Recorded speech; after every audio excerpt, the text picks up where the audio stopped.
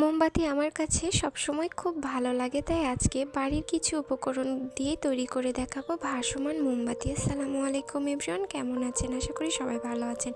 প্রথমে একটা গ্লাসে আমি কিছু লাল কালার পাল, আমার কিছু মুখলিপ এবং আর্টিফিশিয়াল ফুল এবং পানি দিয়ে গ্লাসটা আমি ভর্তি করে নিয়েছিলাম। এটার কাজ আমার প্রায় শেষ। এখন আমি একটা বোতল বুটির সাহায্যে কেটে নিচ্ছিলাম। 3টা পিস করে নেব আমি 3টা গ্লাসের জন্য। তারপর আমি কলমের সাহায্যে মার্ক দিয়ে হিজাবের পিন দিয়ে আমি এটা ফুটো করে নিচ্ছি।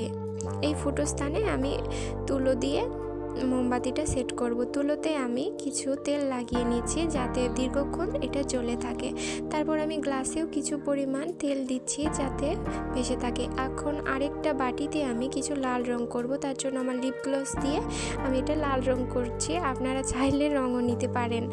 আমার কাছে লাল কালার রং ছিল না, তাই লিপ গ্লসটার রং দিয়ে আমি করছিলাম। এটাতেও আমার প্রায় কাজ শেষ। এখন আমি নীল কালার রং দিয়ে আরেকটা গ্লাসে আমি তৈরি করে দেখাচ্ছি।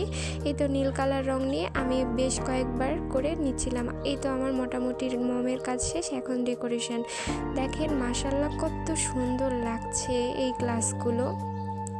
আমার কাছে লাল বাটিটা খুব সুন্দর লেগেছে। আপনাদের কাদের কোনটা সুন্দর লেগেছে কমেন্টে জানান এবং প্লিজ সাবস্ক্রাইব করুন।